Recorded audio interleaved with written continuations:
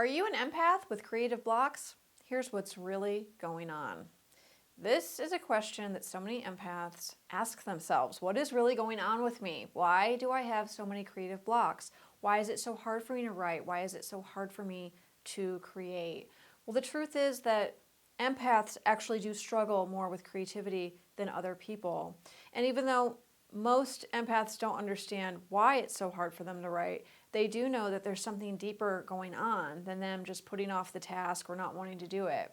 When empaths sit down to write, they may feel lots of different symptoms. All of them feel pretty severe.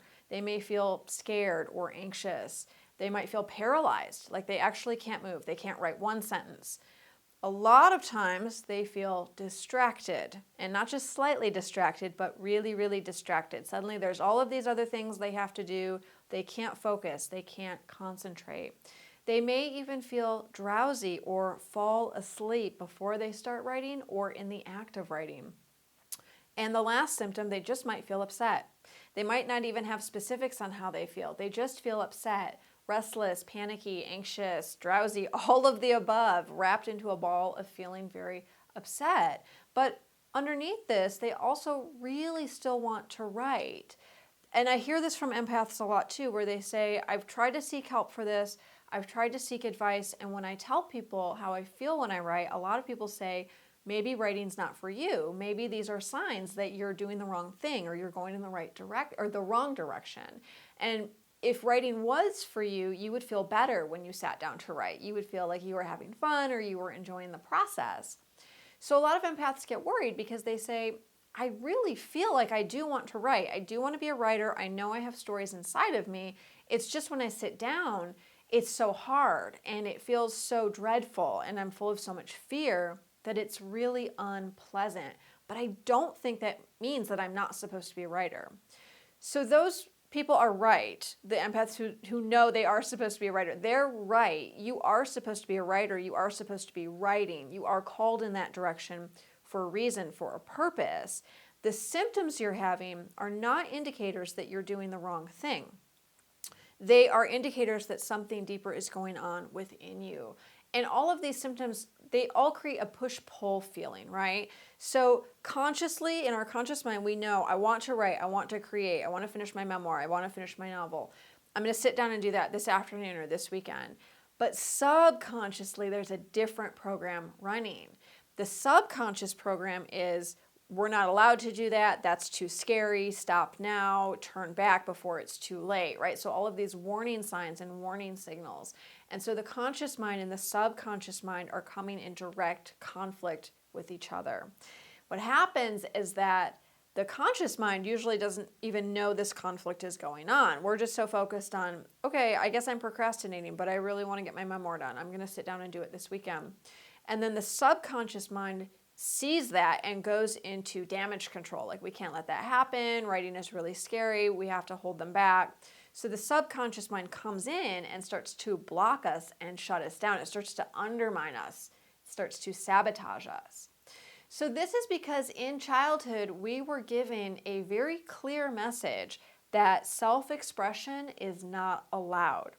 Whenever we tried to self-express in childhood, whether that was through directly saying our thoughts, saying our feelings, or writing stories or creating artwork in a symbolic way of what we were thinking and feeling, whenever we tried to express honestly what was going on inside of us and what we observed in the family, this was very threatening to our caregivers.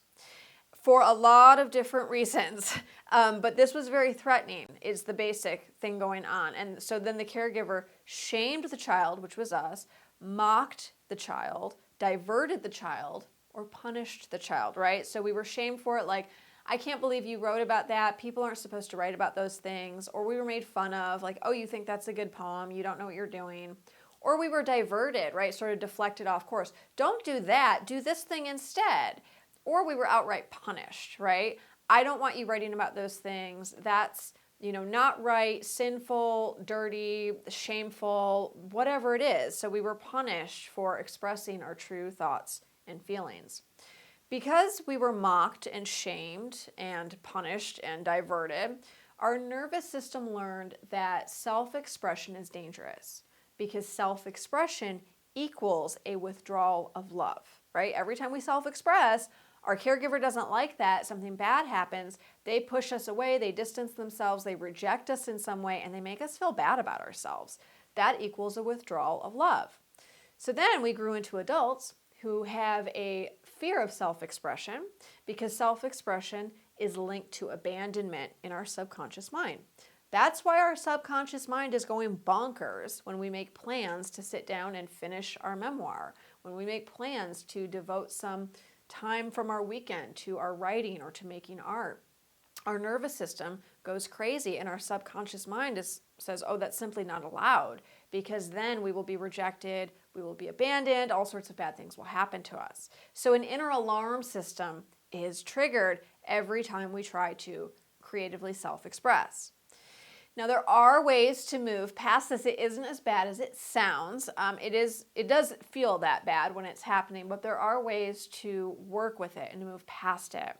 I'm teaching a workshop this coming weekend on Saturday, May 13th, called Empaths and Fear of Writing, and it's going to be all about all of this because there is so much to learn in this area. And when you know what's really going on with your nervous system, your subconscious mind, the messages you received in childhood, and why your system seems to freak out so hardcore whenever you sit and try to creatively self-express, it does get a lot easier to understand what's going on and to work with it. We're going to be learning all about this, all about the root causes and the solutions to the fear of writing that so many empaths struggle with. Again, this workshop Saturday, May 13th. It's from 1 to 2:30 p.m. Eastern Time. The class will be recorded, so if you can't make it live, no problem. You do not have to be there live. You can get the recording and you'll have lifetime access to the recording, so you can watch it or listen to it whenever you would like. The workshop is also only $25. I really wanted to make this one accessible to the most amount of people possible because this is one of the biggest problems I hear from my audience all the time. I get emails on this all the time from people. People are empaths and have a fear of writing, and it's really stopping them cold. So I wanted to make this very, very accessible to everyone. Make no barriers between you and finding help if you are struggling in this way. I would love to answer any questions that you have about the class. Registration opens Wednesday, May 10th. It closes Friday, May 12th. So please get me questions before then. You can email me, lauren@laurencipala.com. I have a contact form on my website. Please also subscribe to my channel. I do lots of videos on all sorts of these kinds of topics.